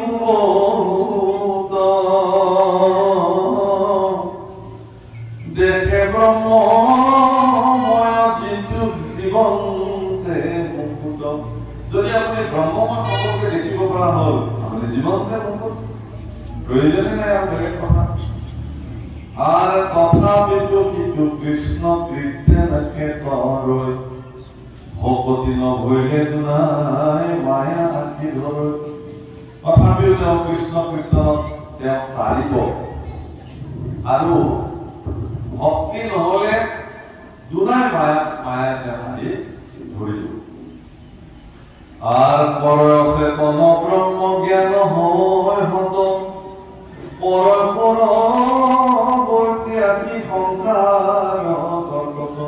পুনৰপি জনম পুনৰপি মৰণম পুনৰপি জননী যত্ৰে শয়নম। আকৌ জন্ম হব, আকৌ মৃত্যু হব, আকৌ কোনোবা মাতৃৰ গৰ্ভত গৈ স্থিতি হ'ব, মাতৃৰ গৰ্ভৰ পৰাই নিকাৰ আৰু যন্ত্ৰণা আৰম্ভ হৈ যাব। তৃতীয় স্কন্ধৰ কপিল দেৱতী সংসাৰত লিখিছে, মোৰ ইউটিউব চেনেলত আপোনালোকে চাব পাৰিব, মই বৰ্ণনা কৰি ৰাখিছোঁ বৰ ধুনীয়াকৈ, যে কপিলে কেনেকৈ মাকৰ আগত সংসাৰ চক্ৰত প্ৰৱেশ কৰা জীৱসকলে কেনেকৈ যন্ত্ৰণা প্ৰাপ্তি হৈছে এই কথা জীৱই ভগৱানক স্তুতি কৰি প্ৰাৰ্থনা যে হে প্ৰভু তুমি মোক এই যন্ত্ৰণাৰ পৰা মুক্ত কৰোৱা, কাৰণ জালৰ যেন সৰ্বৰ পিঞ্জৰাত মই বন্দী হৈ আছো। বাহাৰ শতক নহয়, শব্দ লোৱা বাহাৰ শতক নহয়, শতক মানে চৰাই, বাহা মানে পিঞ্জৰা, পিঞ্জৰাবদ্ধ চৰাইৰ নিচিনাকে ভগৱান মই ইয়াত বন্দী হৈ আছো, তুমি মোক ইয়াৰ পৰা উদ্ধাৰ কৰা। মই মোৰ যন্ত্ৰণা ৰক্ত ফুল এইবিলাকৰ মাজতে মই সোমাই আছো, মোক ইয়াৰ পৰা তুমি উদ্ধাৰ। জীৱৰ যন্ত্ৰণা তেতিয়াৰ পৰাই আৰম্ভ হৈ নিকা নিকা বুলি। কিন্তু কিছু সময় পিছত যেতিয়া প্ৰকৃতি বায়ুৱে জীৱক খেলিবলৈ আৰম্ভ কৰিছে, বহিৰ্মুখী যে তেওঁ আৰু যাব গৰ্ভত থাকিব নোৱাৰে, তেওঁ যাব লাগে এটা বাহিৰত, সেই মুহূৰ্তত জীৱৰ পূৰ্ব যুগৰ জ্ঞান আহিছে আৰু জীৱই এতিয়া ভগৱানৰ প্ৰাৰ্থনা, হে প্ৰভু মোৰ আৰু এটা প্ৰাৰ্থনা আছে, মই বাহিৰলৈও যাব নোখোজো। আৰু কিয় এইটো আকৌ কি কথা, এইমাত্ৰতো তুমি কৈ আছিলা যে তুমি ইয়াত যন্ত্ৰণা পাইছা, বাহিৰলৈ যাব খোজা, মই প্ৰকৃতি বায়ু নিৰ্মাণ কৰিছো, তোমাক বাহিৰত যোৱাৰ ব্যৱস্থা কৰিলো বোলে নহয়, অন্তত ইয়াত থাকি মই তোমাকতো চিনি দিব পাৰিছো। কিন্তু সেইখন জগত য'ত য'ত মোক তুমি এতিয়া লৈ যাবা, সেইখন ইমান ভয়ংকৰ মায়াৰ পৰা আচ্ছন্ন জগত, য'ত জন্ম হোৱাৰ লগে লগে মই অমাকে কান্দি লগে লগে মাতৃক ৰাখি দিব, মায়া পৰি লৈ আৰম্ভ হৈ অমাকে কান্দিলে খাব দিয়ে, এইবিলাক কিছু আছে এইবিলাকতে আমি ব্যস্ত হৈ যাম গোটেই জীৱক। গতিকে আমি বিলাকে এই জীৱবিলাকে আমি মায়াৰ বন্ধনত পুনৰ কি কৰিম পৰি যাম। গতিকে হে প্ৰভু মোৰ বাহিৰে এইটো মন যোৱা নাই। আৰু ডাঙৰ কথা এটা প্ৰাৰ্থনা কৈছে, এইটো বহুত ডাঙৰ কথা, যে হে প্ৰভু মোৰ নিচিনা তুমিও কিন্তু গৰ্ভস্থিতি হোৱা, দৈৱকীৰ গৰ্ভস্থিতি হৈছে, দেৱহতীৰ গৰ্ভস্থিতি হৈছে, তুলসীৰ গৰ্ভস্থিতি হৈছে, অহল্যাৰ গৰ্ভস্থিতি হৈছে, ভগৱান স্থিতি হৈছে নহয় মাতৃবিলাকৰ গৰ্ভত। মোৰ নিচিনা তুমিও গৰ্ভস্থিতি হোৱা ভগৱান। পাৰ্থক্য এইটোৱেই যে মই গৰ্ভত যিটো যন্ত্ৰণা পাই আছো, তুমি কিন্তু গৰ্ভত থাকিও এই যন্ত্ৰণা পৰা তুমি মুক্ত। সেইকাৰণে ভগৱান আৰু আমাৰ মাজত এইটো পাৰ্থক্য, তেওঁ গৰ্ভত থাকিও গৰ্ভৰ যন্ত্ৰণাৰ পৰা তেওঁ মুক্ত। গতিকে এই যে যন্ত্ৰণা আৰম্ভ হৈ গ'ল, এই যন্ত্ৰণাৰ পৰা মুক্ত হ'বৰ কাৰণে জীৱই কৃষ্ণ কীৰ্তনে তেওঁ সকলো যন্ত্ৰণাৰ পৰা মুক্ত কৰা। আৰু তাত ভকতি প্ৰয়োজন আছে, কাৰণ ইয়াত লিখিছে যদি ভকতি নহয় তেওঁ মৃত্যু ভয় এৰাব নোৱাৰে। ভকতি নহলে দুনাই আশী মায়া আশী ঘৰৈ। আকৌ কি কৈছে, পৰ অচেতন ব্ৰহ্ম জ্ঞান হয় মত পৰি পৰৱৰ্তী আশী সংসাৰৰ। তেওঁ পুনৰ জন্ম, এই যে মৰিলে অমুক জন্ম হল, তাৰপিছত অমুক জন্ম হল, তমুক জন্ম হল, এনেকে যে জন্মবিলাক হৈ থাকে, এই অৱস্থাটো প্ৰবৃত্তি বোলে, আগম বোলে, আগম পন্থা, আগম ব্যৱস্থা বাৰে বাৰে আয়োজন কৰি। আৰু এইবাৰ মই গলো মনুষ্য জীৱন ধৰিলো, শ্ৰেষ্ঠ জন্ম, আৰু মই জগতলৈ আৰম্ভ কৰিলো। কোনো মাতৃৰ গৰ্ভত যদি মোৰ স্থিতি নহয়, সেই ভগৱান এইটোৱে মোৰ আছে, এইটোক নিগম মাৰ্গ বোলে, নিবৃত্ত। আৰু সকলো নিগম শাস্ত্ৰ, যিবিলাক শাস্ত্ৰই এই নিগম পন্থাটোক দেখুৱাইছে, এই সকলো নিগমৰ কল্পনাৰ শাস্ত্ৰৰ মাৰ্গ। সেইকাৰণে সৰ্বশ্ৰেষ্ঠ নিগম মাৰ্গত আপোনাক অধিষ্ঠিত কৰাবৰ কাৰণে ভাগৱত শাস্ত্ৰই প্ৰযত্ন কৰিছে, প্ৰয়াস নহয়, দিছে এই ৰাস্তা। কথাটোকে গ্ৰহণ কৰা নহয়।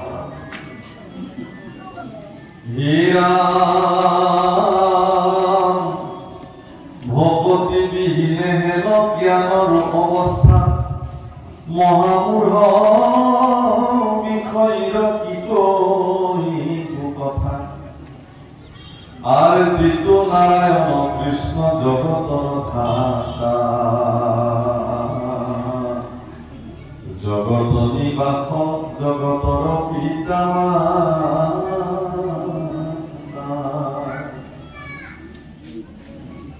বহিল তাহান কিছু মাত্ৰ লীলা কথা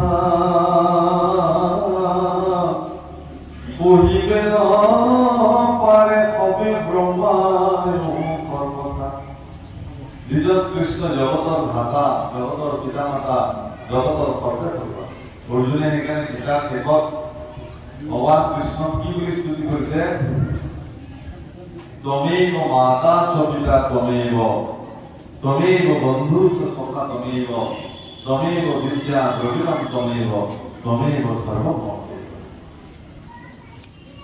আৰু এই কৃষ্ণ পুৰুষ সমস্ত জগতৰ ধাতা জগতৰ পিতা মাতা তেওঁৰ লীলা মই কিছু কথা তোমাৰ লগত বৰ্ণন কৰিলো কলো কহিবে নপাৰে সবে ব্ৰহ্মায়ু ফলতা চতুৰ্মুখে ব্ৰহ্মায়ুকে খাবকে শেষ কৰিব নোৱাৰে গতিকে সেইদৰে গীত মই তোমাক কি কম যি কলো কিছু সামান্য তোমাৰ বৰ্ণন কৰিলো উক্তিতে যদি এনেকে কৈছে প্ৰভু বা আমাৰ দৰে মনুষ্যৰ কি অৱস্থা আমিতো তাকো নোৱাৰো অজ্ঞানী এটা কথাই ভাল লাগিছে যে আমাৰ নিচিনা এগৰাকী অজ্ঞানী আৰু মনোমতিক আপোনালোকে যে আমন্ত্ৰণ কৰি আনি কৃষ্ণৰ কথা ক'বলৈ দিছে এইটো মোৰ জীৱনৰ পৰম ভাগ্য বুলি কোৱা সেইকাৰণে আজি আপোনালোকৰ দৰে সজ্জন ভক্তসকলৰ চৰণত কোটি কোটি প্ৰণিপাত জনাই কওঁ যে আপোনালোকে মোক আশীৰ্বাদ কৰক যাতে জীৱনৰ অন্তিম শ্বাস যেতিয়ালৈকে মোৰ জীৱনত থাকে সেই মুহূৰ্তলৈকে যাতে কৃষ্ণ কথা কৈ থাকিব তাৰ বাহিৰে একো বস্তুৰে প্ৰয়োজন একোৱে নালাগে কৃষ্ণ হৈ যাব কিন্তু আশীৰ্বাদ আপোনালোকে কৰক কৃষ্ণ যেতিয়ালৈকে ৰাখে ভগৱানে যিটো দিনলৈকে যি মুহূৰ্তলৈকে ৰাখে তাৰ বাহিৰে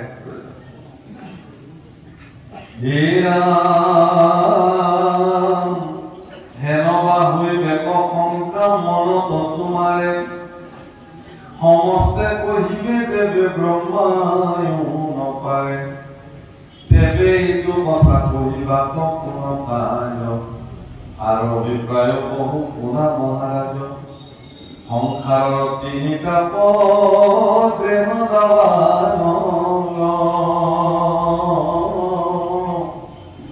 কৰিবা লাগি আছে জীৱ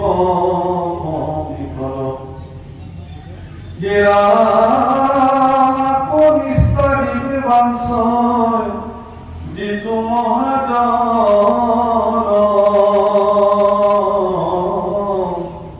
পৰন্তু কৃষ্ণ কথা ৰসনিকে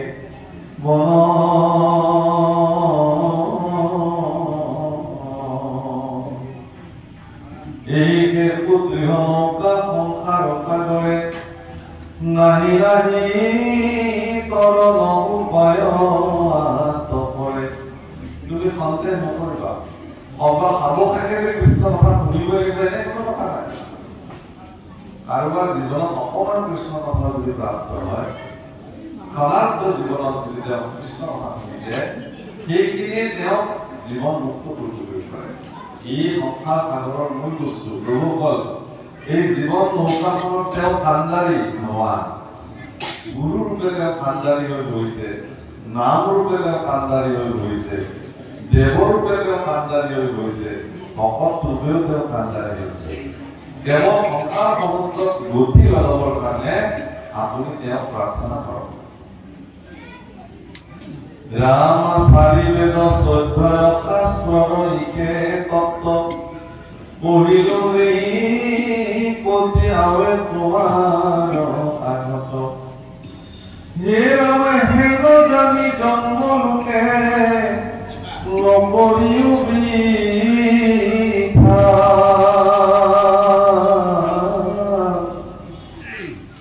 যাৰ যেন শপতি শুনুত কৃষ্ণ কথা জন্ম বৃথা নকৰিব যাৰ যিমান শক্তি যাৰ যিমান সামৰ্থ্য তেওঁ সিমানখিনি শুনক এদিন গৰুৰক বোলে টিপচি চৰাই ক'লে যে হে গৰুৰ তুমিতো আমাৰ পক্ষীবিলাকৰ ৰজা, গতিকে মোক এদিন বৰষুণফালে লৈ যাবা, ময়ো অকণমান অমৃত পান কৰি খাম। বোলে তুমি কেনেকে যাবা মোৰ লগত? পাৰিবা ইমান উৰিবলে? তোমাৰ পাখিৰ তলতে মই সোমাই যাম। ইমান ডাঙৰ ডাঙৰ পাখি, মই অকণমান টিপচিহে, তাতে সোমাই যাম। গুচি গ'ল। গৰুৰে অমৃত ভক্ষণ কৰিলে, প্ৰাণ ভৰি আকৌ পৃথিৱীলৈ গুচি আহিলে। আহোঁতে আধা ৰাস্তাত মনত পৰিলে, মোৰ লগত টিপচি গৈছিল নহয়, তাততো নোখোৱালে অমৃত। টিপচি আছা নাই? বোলে আছো মহাৰাজ। তোমাক অমৃত খোৱাই নহ'ল নহয়। বোলে নহয় মহাৰাজ, তুমি যে খাইছিলা, খাওঁতে যিবিলাক বৈ বৈ আহিছিল, নিজে খাই মই পেট ভৰি মই বহি আছো, মই লৰবই পৰা নাই, কোনোমতে গৈ যাবলৈহে নোৱাৰো।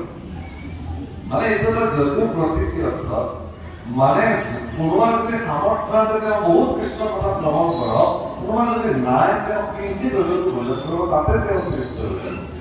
টিপচিৰ কাৰণে অপমানেই যথেষ্ট। আমাৰ নিচিনা টিপচিবিলাকৰ কাৰণে অপমান কৃষ্ণৰ কথাই আমাৰ কাৰণে জীৱনত। সেইকাৰণে কৈছে খাব কাষে কৃষ্ণ কথা কোনে কৰি পাব পাৰে, যেন পক্ষী উৰয় পাখাৰ যাৰ পাখিৰ যিমান বল আছে তেওঁ ইমান যাব, যাৰ যিমান সামৰ্থ্য আছে তেওঁ ইমান গ্ৰহণ কৰিব। কিন্তু কৃষ্ণ কথা এনেকুৱা অমৃত, কি কিঞ্চিত বাৰ যদি আপোনাৰ জীৱনত প্ৰৱেশ কৰিছে, সেই কৃষ্ণ কথাৰ যি ক্ৰীড়া, অমৃত ক্ৰিয়া, এই আপোনাৰ জীৱনত আপুনি চিন্তাই কৰিব পাৰে। হে ৰাম,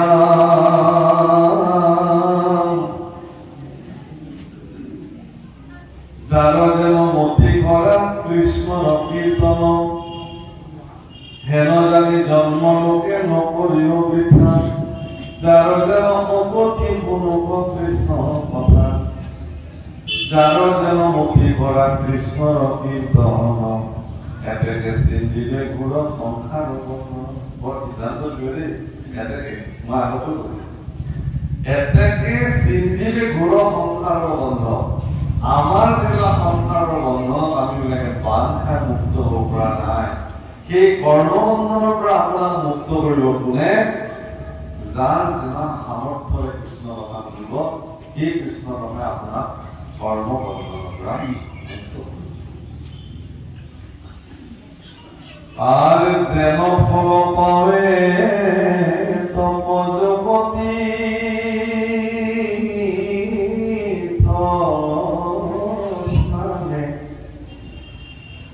যেন ফল পাবে মহাযজ্ঞ যোগানে,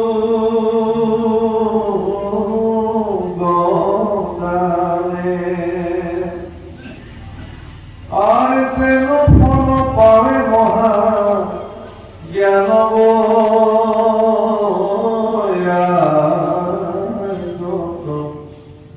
ফলিত সমস্ত পাবে কৃষ্ণ কীর্তনত,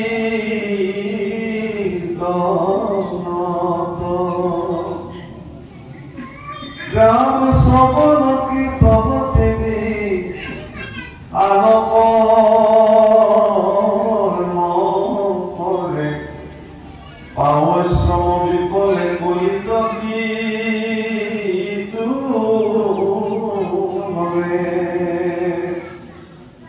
রাম অধর্মে খেদাইলে ধর্মে কৈতুল পাই ভাই, হরি ভগতিত আছে করণ কুমারী, রাম আসরি ভগতি যিটো নাম গাৱে, শিকিজনে সমস্ত ধৰ্মৰ ফল পায়ে,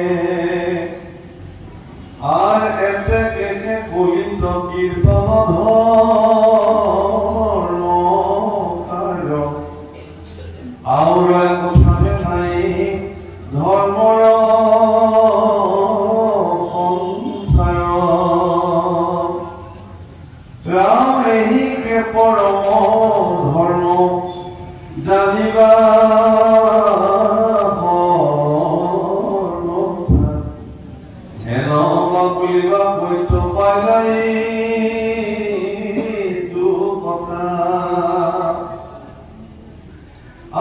একুৱে পুৰুষে নতু কুনি কৰ্ণ শ্ৰুতি ও হাৰ কহু গুণ আৱে কুনি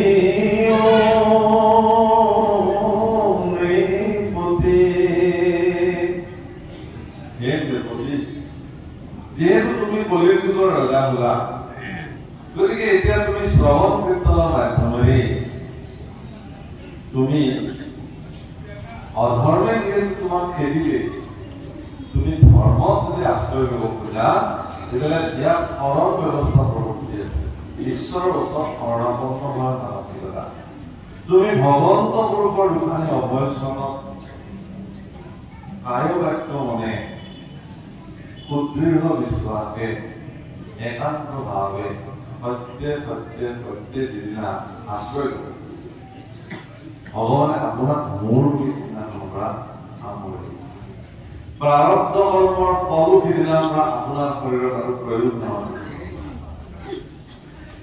অৰ্থাৎ বিধিয়ে যি লিখিলে আপোনাৰ জীৱনত হওক বুলি সিদিনাখনৰ পৰা বিধি গুচি আপুনি অবিধি কৰিব তাৰে বিধিৰ কোনো ক্ৰিয়া আপোনাৰ জীৱনত সংসাৰিত আৰু তাত ঈশ্বৰে চলাব এতিয়া আপোনাৰ বিধি কাৰ্য দিছিলে আপোনাৰ চলাবৰ কাৰণে কিন্তু আপুনিতো ভগৱানৰ ওচৰত আশ্ৰয় ল'লে গতিকে বিধিত যিবোৰ আপোনাৰ কপালত লিখা আছিল হ'বলৈ আদিষ্ট ইত্যাদি সেইবিলাক আৰু এতিয়া নহয় ভগৱানে চলাব কাৰণ ভগৱানেতো আপোনাৰ অপৰিণাম নকৰে গতিকে ঈশ্বৰৰ সমৰ্পিত হৈ শ্ৰৱণ কীৰ্তনকে সাৰ বুলি মানি এই পৰিস্থিতিত তুমি কৃষ্ণ কথা শ্ৰৱণ কৰিলে ই তোমাক মুখ্যপ্ৰাপ্তি কৰাব তুমি এনেকে কৰিব পাৰা মোক ৰজা যে এইবিলাক তুমি ক'ত পালা মইতো আগতে কেতিয়াও এনেকুৱা কথা শুনা নাই তেতিয়াহ'লে কওঁ শুনা তাৰ উত্তৰ আৰু বেদৰ ৰহস্য ইটো আতি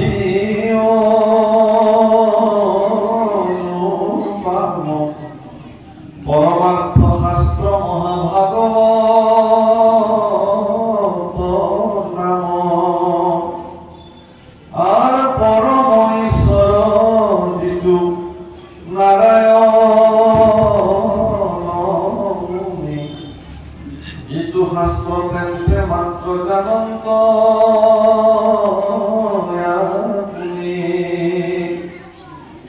আর পাশে পদ্ম কল্পতকে হবে সাক্ষাৎ ইটো মহাভাগবত কহিলা ব্রহ্মাত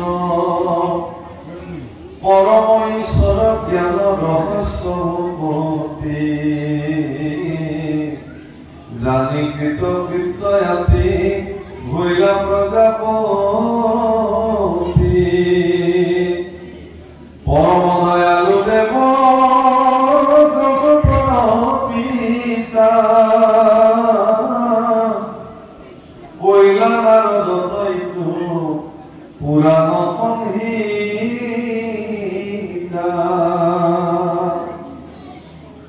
কৃষ্ণ দ্বৈপায়ন যিটো পিতৃ ব্যাস গায়ে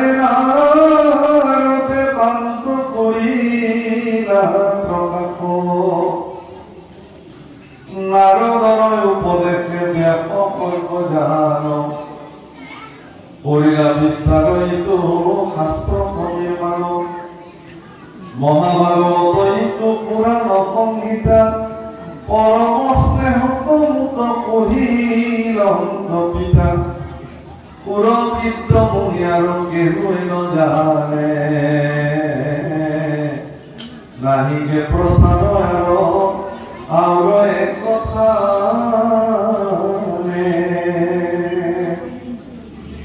আর নষ্ট হইলা প্রজা জানি কলির পাপত এতেকে কহিল মই তোমার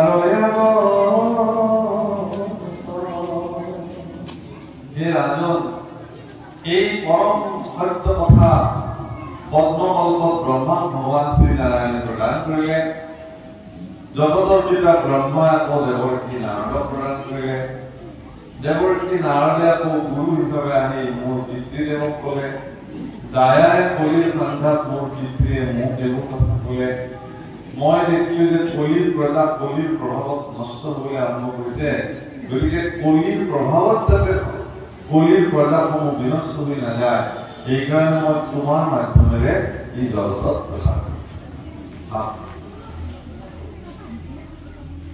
হে ৰাম আকে শুনি ভনি কলি যুগে যত লোক মহাসুখে থাকিয়া ঘৰতে নিষ্কাৰুক উগ্ৰ শ্ৰৱকুত আশা আগতে উৎকুকে আঙ্গুলি নিৰ্দেশী কান্ত বুলি নন্দকে সন্মুখত অজস্ৰ ঋষি বেদন্ত ঋষি বহি আছে কিন্তু গুৰুদেৱ ফুকে উগ্ৰ শ্ৰৱকুতৰে আঙুলি দেখাই ক'লে যাৰ স্থান চুকিলে অৱস্থাৰে স্থান কৰা ঋষিসকল বেদন্ত ঋষিসকল বহি আছে কিন্তু তেওঁৰ প্ৰতি আঙুলি দেখুৱাইছে নৈমিষাৰণ্যত ঋষি সমজ্ঞাত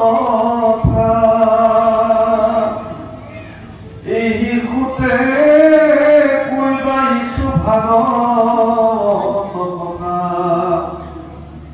আতহন্তে হৈ বইটো ৰাজ্যত বিদিত আতে শুনি নিস্তাৰিবে দুৰ্গুণ আৰু নৈমিষাৰণ্য সহস্ৰ ঋষিৰ সন্মুখত এই উগ্ৰ শ্ৰৱকুতে মোৰ পিছতে ভাগৱত কথা বিস্তাৰ হ'ব আৰু সমগ্ৰ পৃথিৱীৰ প্ৰজাৰ কাৰণে এই ভাগৱত কথা খুলিব যাক শুনি কলিৰ প্ৰজা সমস্তই অনায়াসে পাৰি যাব পাৰিব এই প্ৰভু যদ্যপি কলি দোষৰ নিধি তাতো আছে মহাদেৱ কেৱলে কৃষ্ণৰ কীৰ্তন কৰোঁতে উপজে সমস্যা যে কলিৰ এটা মহাগুণ আছে সেইকাৰণে কৈছে ধন্য ধন্য কলিকা ধন্য নৰতনু ভাল ধন্য ধন্য ভাৰত কলিযুগক ধন্য কাল বুলি কৈছে কৃতকৃত যুগ আছে সত্য যুগটো শ্ৰেষ্ঠ যুগ বুলি কলি পঢ়াইছে সেইকাৰণে যে অন্যান্য যুগত মনুষ্যসকলে ভগৱান প্ৰাপ্তিৰ কাৰণে যিমান অহোপুৰুষাৰ্থ কৰিব লগা হৈছিল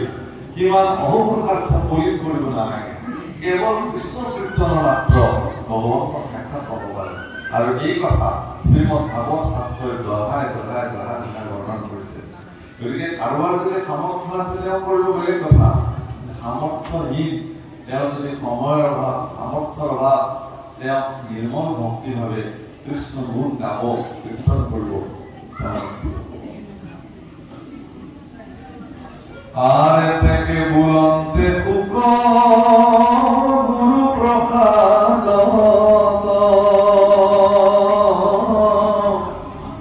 ভৈলা শাস্ত্ৰ পেখনে পন্থাগত গুৰুৰ কৃপা এগৰাকী গুৰু ইমান সামৰ্থ্য প্ৰভুসকল এইটোকে কোৱাৰ লগে লগে পুতৰ কণ্ঠ ভাগৱত পন্থাগত হৈ গ'ল সামৰ্থ্য গুৰুসকলৰ এই সামৰ্থ্য থাকে এগৰাকী সামৰ্থ্য গুৰুৱে ইচ্ছা কৰিলে তেওঁৰ ঈশ্বৰ সমস্ত তেওঁৰ ভক্তি প্ৰদান কৰিব যিধৰণে মহাপুৰুষ শংকৰদেৱে তাৰ প্ৰপন্ন বিশ্ব মহাপুৰুষ মাধৱদেৱ সৰ্য বীৰ্য সমস্ত প্ৰদান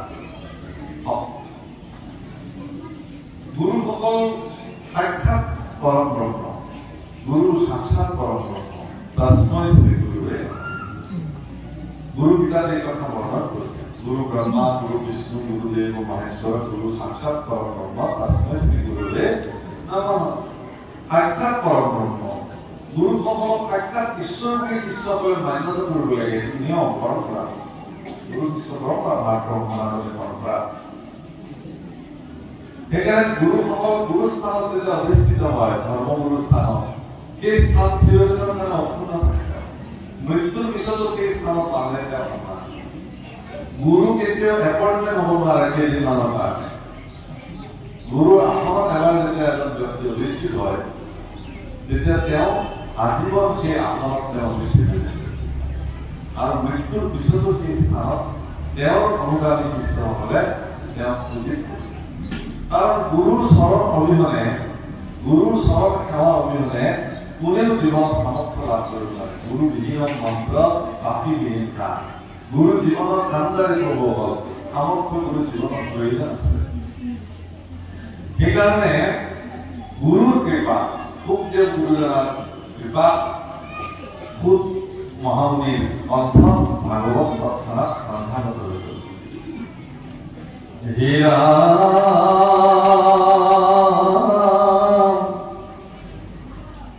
আৰু মহামুনি শুকৰ প্ৰসাদ পায়া পুত মিলিল আনন্দ যেন ভৈৰন্ত মুকুত হৰি কেনেত্ৰ নিৰজৰে কোনো কোনো প্ৰেমত সৰ্বাংগে ভৈৰা পুলকিত তনু দণ্ডৱতে শুক কপুৰীয়া নমস্কাৰ চৰণৰ ধূলি তুলি লৈলা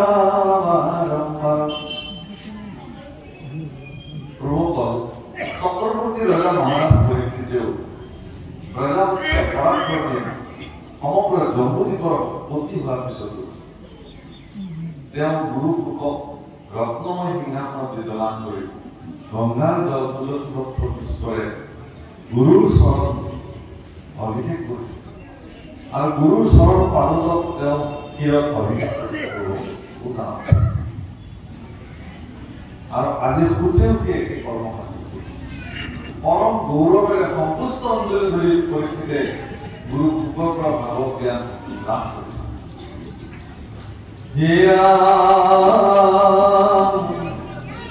প্ৰাণ গুৰু বুলি স্তুতি কৰি অন্তঃসুত দেখি ভৈলা সমস্তে সমাজে অদভূত সমস্ত সমাজ বিচুতি খাই গ'ল। আমি ইমানবিলাক বেদত বা শাস্ত্ৰত বহি থাকিলো, কিন্তু শুকদেৱে এনেকুৱা এগৰাকী ব্যক্তিক নিৰ্বাচন কৰি তুলিলে পৰৱৰ্তী আগৰ বক্তা হিচাপে সকলোৱে অদ্ভুত মানিলে। আৰ আসন কমনত তুমি শুক কৃপাময় ইটো শাস্ত্ৰ পুনন্তে মৃত্যুৰ দুচৈ ভয় দুনা কোমৰু কোমৰা মতাল হেন ভৈলা চিত্ত ৰাজা বহুলন্ত সুখে শুনা পৰীক্ষিত। ইমান সুন্দৰ শাস্ত্ৰ শুকদেৱে শুনালে মহাৰাজ পৰীক্ষিতে একান্ত চিত্তে শুনিলে আৰু তেওঁ পুনৰবাৰ শাস্ত্ৰ শুনাও বুলি তেওঁৰ মনত ভাৱনা আহিলে। আৰু ইয়াৰ পিছত পৰীক্ষিতক তেওঁ সুধিলে যে সেই পৰীক্ষিত তুমি যদি বুজি পোৱা নাই মই তোমাক আৰু শাস্তি কওঁ। মহাৰাজ পৰীক্ষিতে ক'লে যে গুৰুদেৱ মোক আৰু ক'ব নালাগে, মই বুজি পালো। কি বুজি পালা? ভাগৱতটো তুমি শুনিলাই, কি বুজি পালা? কি পালা? বোলে গুৰুদেৱ মই দুটা বস্তু পালো। 7 দিন 7 ৰাতি শুকদেৱৰ নিচিনা পৰম নিৰ্গুণবাদী পুৰুষ মহামুনি শুকৰ শ্ৰীমুখে ভাগৱত শুনি মহাৰাজ পৰীক্ষিতে সমগ্ৰ ভাগৱতৰ মাত্ৰ দুটা তথ্য পাইছে, বৰ্ণন কৰিছে। কি কৈছে? প্ৰথম কৈছে যে ঈশ্বৰ কৃষ্ণৰ গোসানী অভয় চৰণৰ ভাগৱত দিছে, আৰু 2 নম্বৰতে তেওঁ ভগৱান কৃষ্ণৰ নিৰ্গুণময় গুণনাম। মানে ভাগৱতত প্ৰথম স্কন্ধৰত আৰম্ভলৈকে বেলেগ একো নাই, ঈশ্বৰৰ চৰণ আৰু তেওঁৰ গুণনাম, তাৰ বাহিৰে বেলেগ একো নাই। গতিকে ভাগৱতক লৈ কিবা বিতৰ্ক কৰাৰ যুক্তি আছে নেকি? সিদ্ধান্ত দিয়ে সেইকাৰণে কৈছে মোক নালাগে, মইতো পালোৱে এইকেইটা, মাত্ৰ মোক এটা আশীৰ্বাদ দিয়া গুৰুদেৱ। কি আশীৰ্বাদ? মোৰ মৰণৰ সময় বেলাত অন্তিম ক্ষণত যাতে মই কৃষ্ণৰ চৰণযুগল চিন্তা কৰিবলৈ নাপাহৰো আৰু মুখত যাতে তেওঁৰ গুণনাম ওলাই থাকে, এইখিনি আশীৰ্বাদ কৰিলে হ'ব। আৰু গুৰুদেৱ শুকে এই হৌক বুলি তথাস্তু এই হৌক বুলি ভিক্ষুগণ লগত লৈ তাৰ পৰা তেওঁ এই স্থান ত্যাগ কৰিছে। শুকদেৱ জীৱন মুক্ত হৈছে। এই প্ৰভুসকল আজি দ্বাদশ স্কন্ধ ভাগৱতৰ দিয়া দিনাংক ইতিমধ্যে 2:30 বাজি 5 মিনিট হৈছে। আমাৰ এটা নিৰ্দিষ্ট সময় আপোনালোকৰ পৰা লৈছে, ইফালে বহুৰো কথা আছে। গতিকে আমি কিমানতে আমাৰ অনুষ্ঠান বিৰাম দিব খুজিছো। হ'ব পৰা সমস্ত অপৰাধ আপোনালোকে মৰিক্ষণ কৰিব। আপোনাৰ সকলোৰে সজ্জন হ'ব পাই মই সঁচাকৈ ধন্য হলো। বালিকা বৃহত্তৰ বালিকা আধ্যাত্মিক সমাজে তেওঁলোক সফল হৈছে আজিৰ অনুষ্ঠান, কাৰণ ইমানবোৰ ভক্ত একেলগে বহি কোনো ধৰণৰ হাই উৰুমি নোহোৱাকে একান্ত সৃষ্টিয়ে কৃষ্ণ কথা শুনাৰ যিটো পৰিৱেশ ইয়াত তাৰ নিৰ্মাণ কৰিছে, মই উদ্যোক্তাসকলৰ প্ৰতি বহুত ধন্যবাদ কৃতজ্ঞতা জ্ঞাপন কৰিলোঁ।